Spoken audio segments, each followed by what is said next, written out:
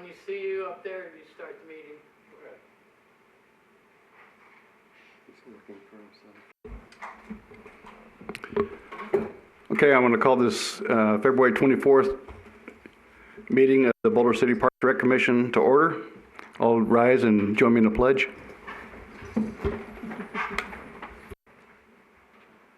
Allegiance to the flag of the United States of America, and to the republic for which it stands, one nation, under God, indivisible, liberty and justice for all.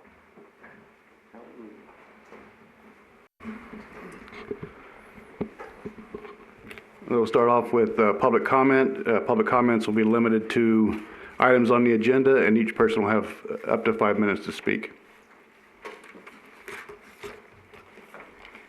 Hi, good afternoon. My name is Dave Wright. I'm a Boulder City resident, and I'd like to just point out that the pickleball club is using a lot of the facilities, and we'd like to keep using our facilities. You guys have been great in helping set things up. The staff has been great in helping us on a day-to-day basis, and we'd just like to remain recognized. I'd like to point out that there are probably a little bit over 12,000 games of pickleball played a year in Boulder City. And it's the fastest growing sport in the United States of America. Thank you. Thank you. Anybody else? No. Thank you. You're welcome. Moving on, we'll now move on to the one and only agenda item for tonight. And that item is for possible action. And we will discuss the draft Parks and Recreation Master Plan, starting off with Director Hall. Thank you, Mr. Chairman. Today's Parks and Rec Commission meeting is very important to the department as we are unveiling our first draft of our Parks and Recreation Master Plan. A lot of hard work has gone into developing this master plan. It has taken about 1.5 years to complete. I'd like to acknowledge a number of individuals who have worked on the plan. Just to mention a few: Julie Calloway, Sherry over here put together a lot of the pictures, Brock Armentrout, Sergio, our landscape foreman. I'd like to acknowledge them and thank them for their hard work on this plan. If you have developed a master plan in your lifetime, you know it's a fun process. And we've been working on it for 1.5 years. Well, this plan has a variety of purposes. What is a Parks Master Plan? Well, the main purpose of this plan is to be used as a source document for the Parks and Recreation Commission, the City Council, the City Manager, and the Recreation Administration to identify long-term budget processes and needs for the Parks and Rec Department, including all parks, facilities, golf courses, and swimming pools. We've done an assessment of our 17 parks and recreation facilities to be able to plan for the upcoming budget requests. We have included current National Recreation and Parks Association standards and how Boulder City compares with these standards. We have one page showing the standards on one half and then how Boulder City compares with them on the other half. The master plan is a draft. And what we are looking for today is from the Parks and Rec Commission to read the plan and to see if we need to include other ideas or needs of the department. We're not looking for typos. We are looking for content and plans for the future. The draft plan is not perfect, and we need any ideas that you may have to make it better. Again, it's the first draft in front of you. So please let us know if you would like to see any additional information added to this plan. The public input is very important to use, and we will continue to solicit public input in all phases of our operation. At this time, I'd like to turn it over to the chairman, who might have a few words. I just want to reiterate that this is a master plan is planning for the future, and and I would guess that the council will look and the department will look at the master plan in the future to help drive its future budgetary needs. And so I think that we may make sure that those things that we want to see in the future are definitely highlighted in the plan, so that there's not something overlooked and then it gets thrown back at us that we didn't add it to the plan, so we got to disregard it or come up with a different method for getting there. So with that, does anybody have any specific comments about the plan? Any questions about it? I have a number of questions. First, I thought it was a great document.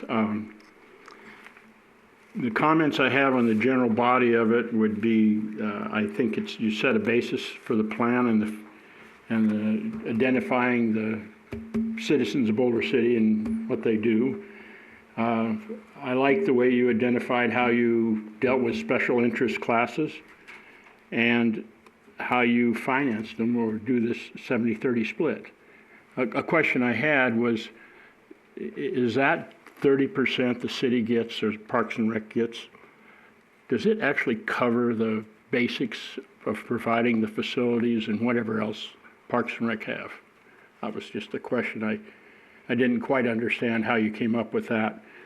Going on, and you talk about the revenue generated, and I thought that was a great part to put in there.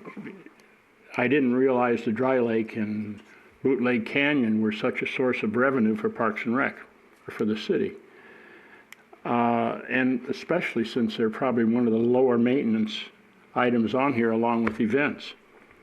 It was good to see that in there, and I just wondered, in the numbers you provided, do you actually look at not only revenue generated from the participants, but the value the city gets by having people come to town, since the Dry Lake and Bootleg Canyon and the special events at least have a majority of out-of-city people. I didn't know if you included revenue, non-calculated revenue, I don't know how you'd put it, but the Chamber of Commerce certainly does something like that, and it seemed like for those events that Parks and Rec puts on, it would be good to put in the plan that you do this to generate revenue for the city too. I think you should get credit for that. I like the fact you addressed the survey, and I think that's a great tool to put out there, the public survey on what facilities they like to see. I think that could be expanded in years to come to even address things like customer satisfaction with some of your programs and facilities, but I like that part of it.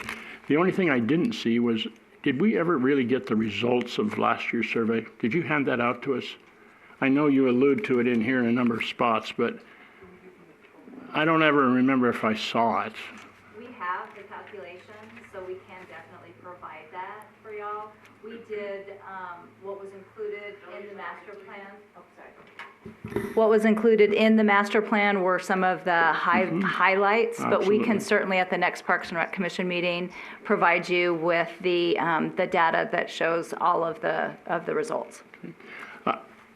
I personally think that's a great tool, and it would be a great one to use yearly going forward, just to see how you're doing. So I like the fact you addressed that. I also like the part where you look at the national standards, what I guess the base data, I don't know where it comes from, but where you measure the cost per citizen of Parks and Rec in Boulder City versus national average. What jumped out at me is that the national average is, in here, is $78, and Boulder City is $157, twice as much. And I'd love to address that because that was one that we thought would bring up a little question mark. Not uncommon at all in smaller communities. And if you're a smaller, considered a rural community, it's even more per resident. So we're really following right in line with how it works with other towns like Boulder City as far as proximity and overall population. I'm sure there's 100 reasons too. Maybe Boulder City has more programs, but it's a great benchmark data point, I think. And I'm glad you included it. The one question I had is, does that figure include the public works component, which you address farther on as maintenance of the parks are $64.40 an acre? Is that in that 147, or is that in addition to? It is not just our custodians, and much like the landscape department, where a portion of their time is spent on parks as well as other landscape areas. Our custodians are the same way. While they are, cleaning our parks, they're also cleaning, the police department and other facilities as well. So I think moving forward, we're going to try to capture that a little bit more to see if out of our 4 custodians, is it one full-time position that is working for other locations, or just to kind of get more of a grasp of really what is Parks and Rec portion of, for sure, custodians. But also it'll be interesting if we move forward and do a little dig deeper and do it for the landscape maintenance crews as well. It surprised me, and I think it would surprise many people to see the price you pay for Parks and Rec. I mean, there's not a person I ever see walk into this town that doesn't walk out thinking, wow, beautiful parks. When you're paying a couple $100 a person or in that neighborhood, you should have good parks. And I'm glad you put those figures in there. And the other thing I liked really was how you went and rated each park. I thought that was an excellent tool, and going forward, it's going to give you great benchmarks to see how you're progressing against some of your goals. So those are the things I really liked about the report and a few of the questions I had. When it comes to goals and objectives, I sort of had a problem with that end of it.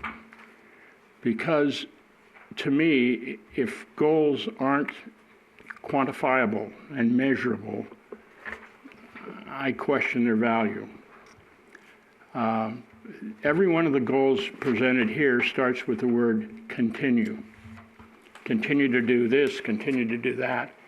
So if somebody said, how successful were you at accomplishing your goals this year? The answer is always going to be, I'm 100% successful because I continued to do it. I think you have everything in this document and some of the other stuff to make some of the goals more measurable. If you took your budget, and I know you spread it out between your program managers, if you took that number and subtracted the revenue they get and the number of participants that attend those classes or whatever during the year, you could come up with a dollar amount that particular program unit cost per person. Not that you would compare programs to programs like Bootleg Canyon to the Aquatic Center, but it would give each program manager a dollar. It wouldn't be an accounting dollar, but it would be a dollar target to see if they can become more cost effective by adding a program or adding personnel or whatever. But it would allow you to measure quantifiably how successful you are in attaining that goal. And maybe the goal changes to reduce cost per program within, or per class within this program of 5%, or some number where there's actually a target that your various managers can shoot for, rather than continue to do what you're doing. I think the cost effectiveness, that would address goals 2 and 7, where you could look at those programs' cost and maybe the overall program cost. On the goal that dealt with infrastructure, number 4, if you took the documents you have in there where you rated every park and gave them maybe a numeric rating and said the goal now is to make every park or 80% of our parks this year A or B plus. or better, or B, or whatever, you're the experts on that. But it would at least give you a measurable target rather than continuing to do whatever you're doing. And I also saw that on goals 5, 6, and 7, where they address customer service and community need. And again, if you continued on with the community survey, you could easily take that and build trend lines of where the customer interest is. And you could also go back and add a second part on if you use our aquatic center, and ask some customer service questions where you can give them a numeric value and chart, is your customer service getting better within each program unit or not, but at least make them measurable.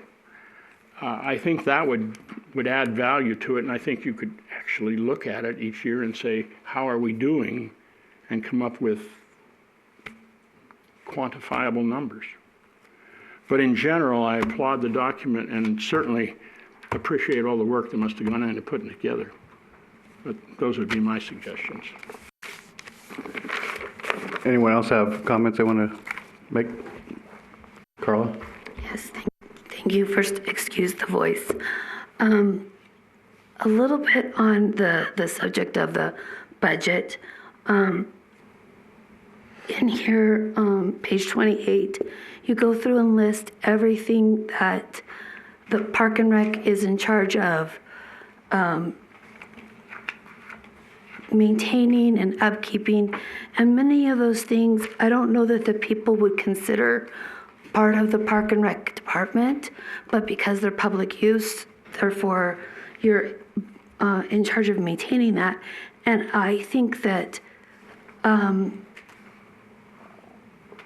I wonder if there's any funds that can come from, for example, this building, the maintenance that you're required to perform in this building. If there's any funds that can be used from this department to be the city management that can be diverted into the upkeep of this. Not sure how that works, but go ahead, Roger. Well, I was just going to say that when we took over the operations and having our custodians clean certain facilities, money was added to the maintenance budget for supplies and services for the department. Like when we took over Bootleg Canyon, when we took over the Elaine K. Smith building, money was, for toilet paper, for cleaning supplies. And I think we did get a part-time or two out of that as well. Great. Yeah. So we're constantly evaluating, but when you look at approximately 95,000 square feet of recreation facilities in 17 parks, that's still a lot for 4 full-time custodians and 2 part-time custodians. That's a lot of facilities to keep clean with the certain standards that we try to keep them clean at. It might be interesting to see how much maybe is allotted for each one of those facilities to see if it measures up to what's actually done within those facilities. Obviously, you can't take money out of thin air, but kind of see if that needs to be readjusted for the amount of maintenance that you do. The other questions I had were with the filming that is done here. I wasn't surprised by how much filming's done here because I know that you guys get requests all the time. But I, as a citizen, am always curious as to what has been filmed here. I know there's privacy rules and things like that that are signed, but I wonder if there can be something that is distributed biannually that lets the citizens know, hey, these things were all filmed here if you want to look for our town within them. And that could be even a something used to promote the filming in Boulder City because it will draw people to their show, to their commercial, to whatever. Just a thought, but I'm always curious as average Joe. There were several things in here talking about the upkeep of the trees. There were some little diseased trees that need to be attended to before they fall over and whatnot. I'm wondering what the plan is for the removal of those, and not so much for the removal of them, but for the replacement of them. How mature of a tree are you going to be able to replace that with? How large is that going to be? And the costs of that? To answer your question about the trees, there are probably around 10 trees in Boulder City that are in really bad shape, and they're clustered in Wilbur Square and around the Parks and Rec Department. So in the very near future, those big trees will come down. They have disease, they have termites, they're a safety menace. We've had our arborist with the city take a look at it. We've hired, actually Public Works has hired a special arborist to come in, not on staff, to evaluate the trees. And they concur that these trees need to come down. We have a lot of big special events in Boulder City with a lot of big crowds, and all we need is to not take care of our trees and have something bad happen. So those are coming down in the near future here.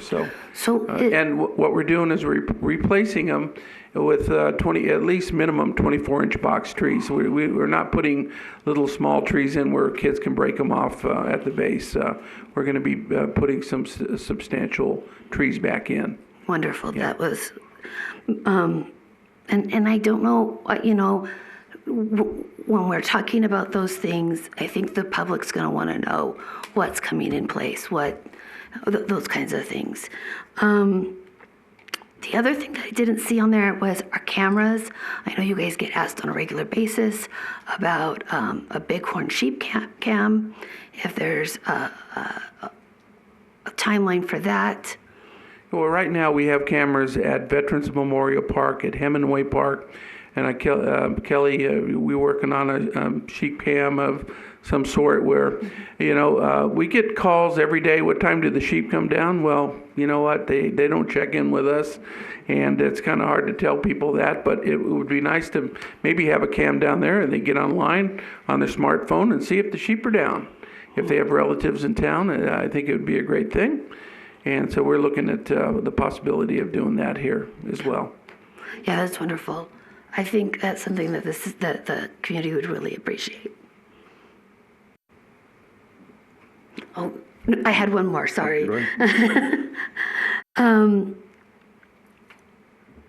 The plan for the new, is there a plan? And I know that the city council meeting was probably at the end of, after all of this was put together, but for the new designation of the water treatment plant area, is there a plan to expand the community gardens, and is that something that's going to be eventually put into this? Well, right now we're currently, the park, the Teddy Fenton Memorial Park is under construction. We're putting in a whole new irrigation system in there. All that small rock is taken out and putting in trees. We're taking out the bad plants and putting in some really nice mature plants in there. So you're going to see a real big, you go down there and take a look at it right now, and it looks really good before even the new rock is in and whatever. As far as the community gardens, there are no plans to expand that. Community gardens, there's 25 plots right now. And we're just going through the process of the budget. So I'm sure that will change, but I haven't heard it yet. So.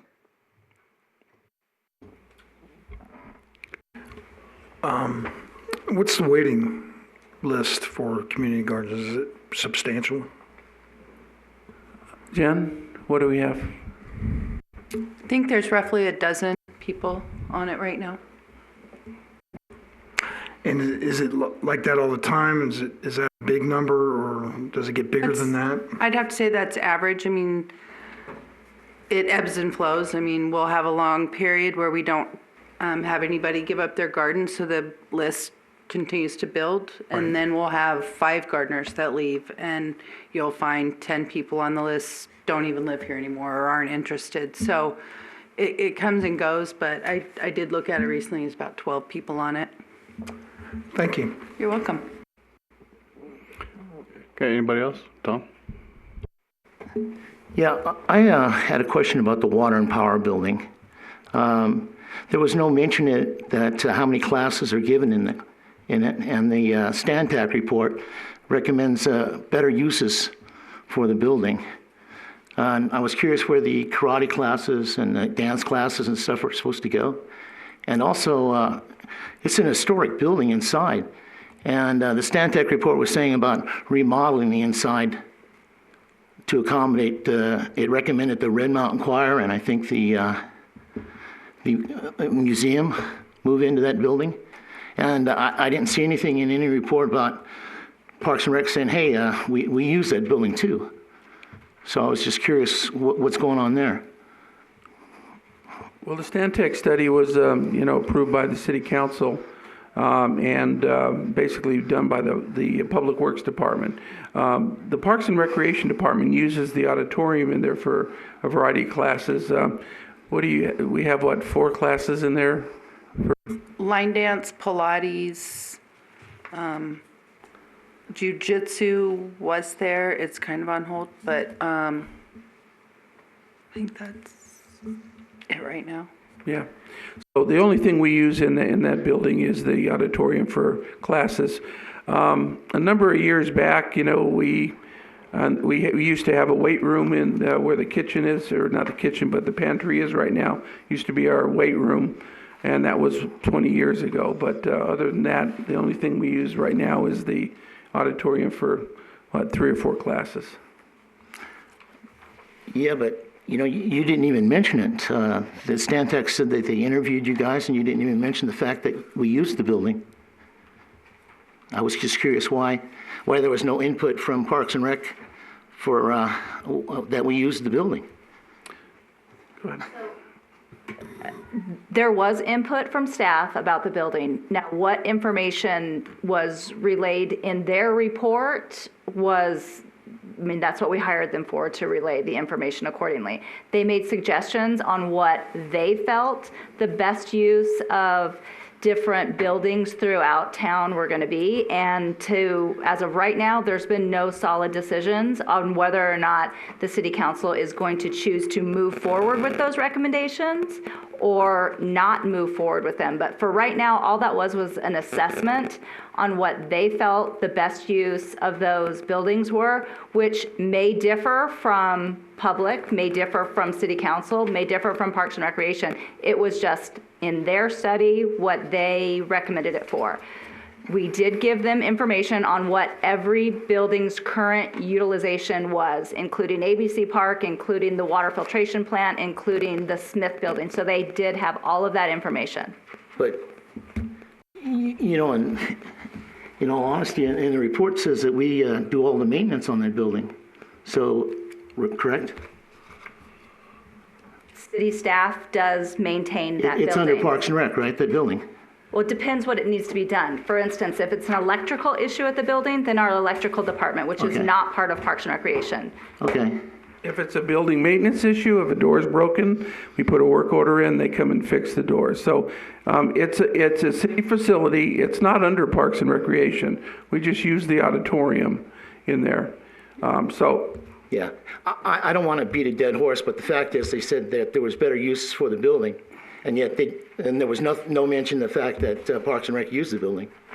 Just the fact that it was used by emergency aid and Red Mountain Choir. Well, I think public will have the opportunity to speak out more at the workshops that are planned that are specifically related to that process. So, Are you going to defend the building, Parks and Rec? Do you want the building? Why aren't you putting an input is what I'm saying. do I want the building? Yes. We use the building right now. Okay? Okay? Are you going to fight for the building? What do you want? Put on boxing gloves and fight for No, the no, what? I just said that they said that they found better uses for the building. Well, yet that's there's no mention anywhere. that's what they said, okay? I suggest if you have a problem with it, then you need to address it with city council. And we're going to have meetings. This was a draft. Right. Okay. But I'm just saying that we went to a meeting on February 4th and it was not mentioned at all. Well, And you were there at the meeting. Can I interrupt here for a moment? Sure. I want to refocus this a little bit back to this master plan. I think we've gotten off topic a little bit. If that building is addressed in the master plan about there's involvement by Parks and Rec in that building. If we have something specific about that we want to address for the master plan regarding that building, we should, let's Okay. go ahead and address that. Good. Thank you. Anyone else? Okay, I got a couple of things. Kind of following up on what Mike said earlier, and there are some of the metrics from that survey in here, and one of those I think it's important to point out is that Boulder City has the highest median age in Nevada, and higher than the state overall as well. With that being said, I think we need to make sure we're paying attention to those higher aged activities. We have a couple people in the audience today who are pickleball players, and they are anxious to see pickleball continue to be as it is and maybe even grow. There are a few items in here where we, like in chapter 2, we're talking about the things that Parks and Rec currently does, and it talks about the youth sports and the youth activities that are going on, but not necessarily any of those adult activities, whether it be Red Mountain Choir or pickleball, or there's a horseshoe pit over at the MOP, and the swim activities, that kind of stuff. So it doesn't really address those things that we're doing for other than youth. So everybody else is kind of excluded from that little part. May I address the pickleball issue? Sure. Exciting news. We had a big donation of some equipment and basically some material from a big convention in Las Vegas, and we were able to secure it as a city.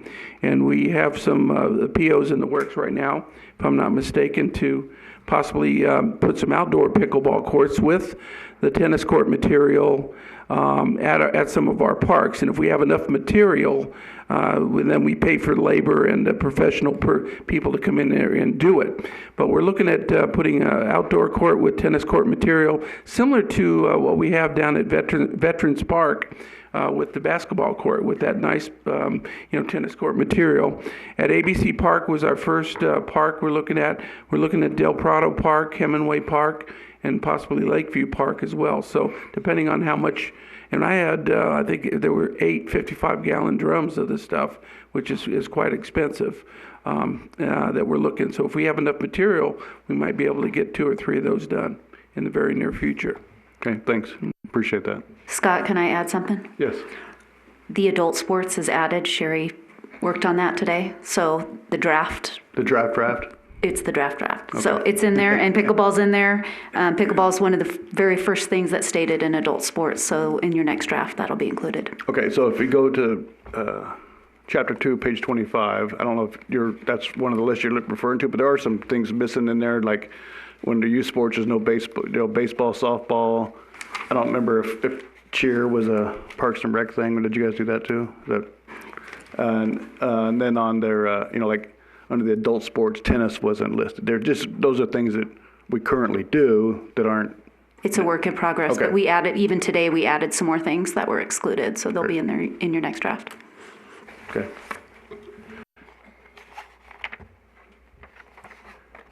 Oh, and the other thing I saw, the only thing I saw that we said we were going to do new was this where it references esports and something else? Cross-training. Which I think is great, but that's the only place we say we're going to do something new. And I think there's some other new things that we could look at, and I had written some of those down. I forgot what they were. We talked about at some point. I know there's discussion about grass in the dog park. So if we want to eventually consider that, does that need to be in the plan to be able for that to be considered in the future, or is that not necessary for it to have future discussions about it?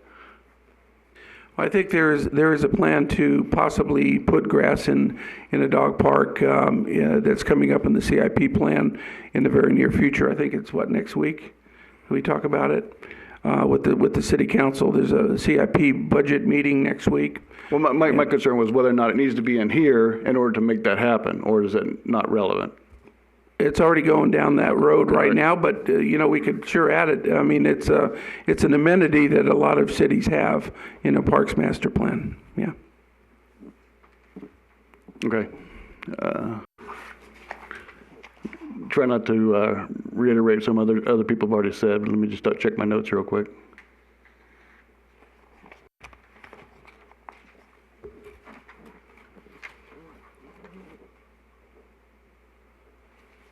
Okay, I think that's all I had. Does anybody else have anything further to say? Katie? Yeah. There was just one statement on page 17, and it's in the special interest class. It's like the third paragraph down. And it just mentions Boulder City Parks and Rec does not hire additional instructors that would compete against each other or compete directly with a local business offering the same program. And I mean, I feel like that about competing with a local business is kind of a general statement. And really, if you looked at it, I mean, our dance classes at the rec center could potentially be competing with Dance Etc. Or like, is there a way to word it that you're more just looking to assess with local business and like the need of the community?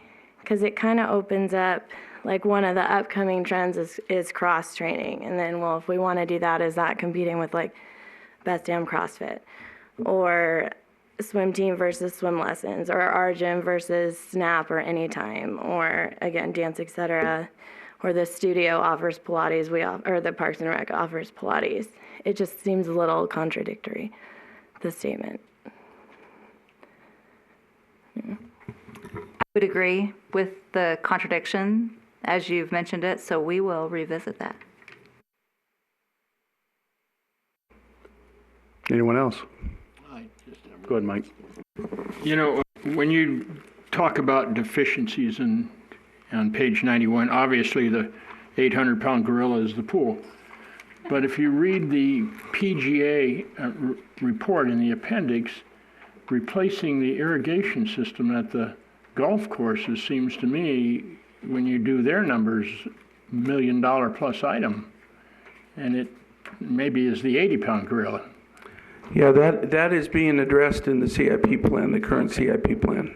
So would that come out of Parks and Rec budget? It would come out of the CIP, which is a capital improvement plan, which is a separate budget allocated for the. So it doesn't necessarily need to be addressed here. It's being addressed elsewhere. It's being addressed in the CIP plan. Okay. Yeah. Any other comments from the commission or from staff?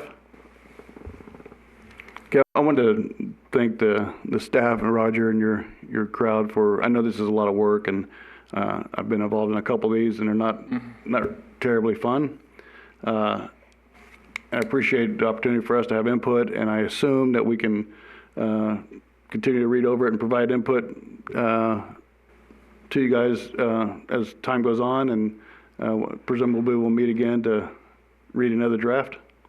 Yes, and if you do have comments, just send us an email, okay? We'd like to have it in writing so we can address these issues and make sure that all these items are covered.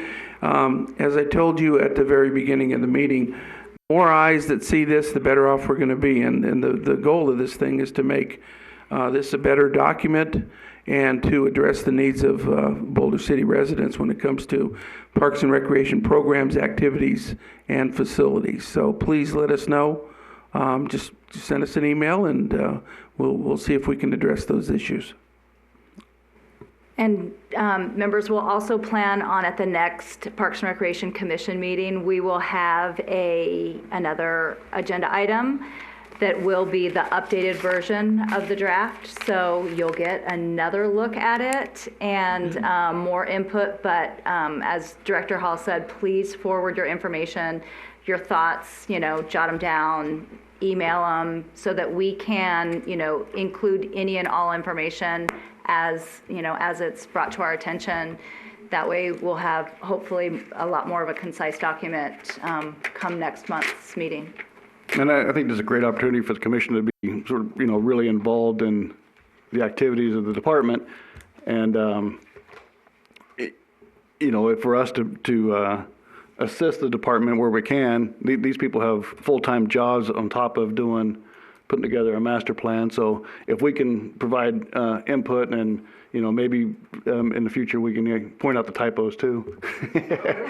But, you know, the more we can do to help them out, I think the better document we'll have here in the end. Anything else? Okay, that will close that agenda item and open it up for public comment. This public comment is for any topic. Again, you have 5 minutes if you want to speak. Diane, please.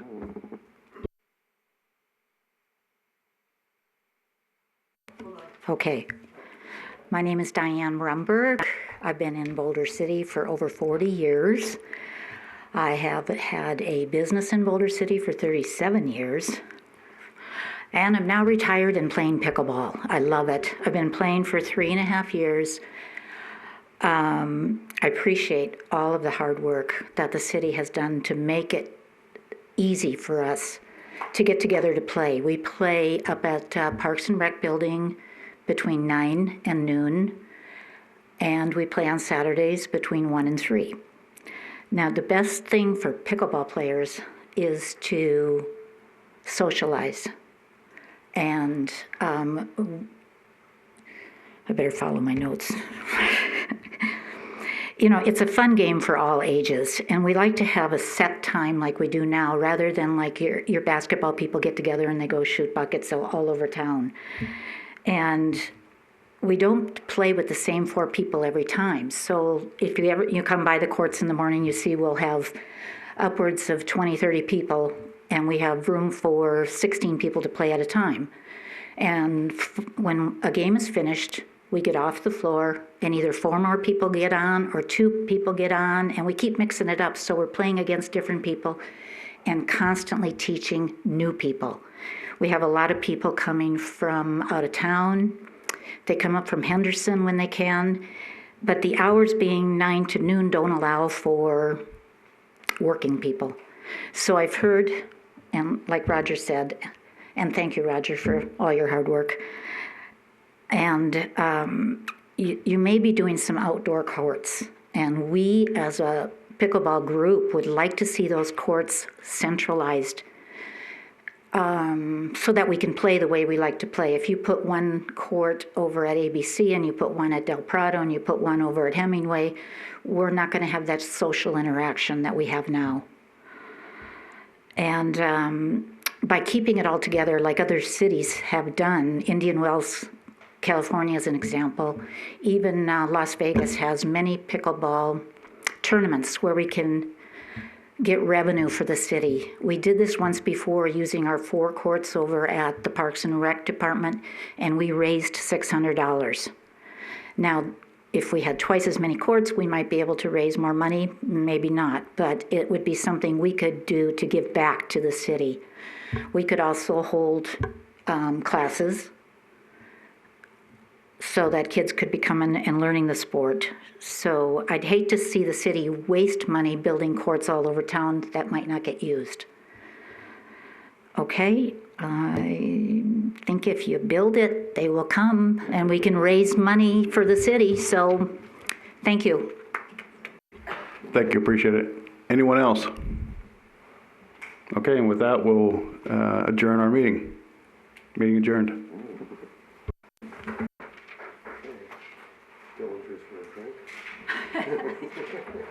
Okay. Sold. Sold.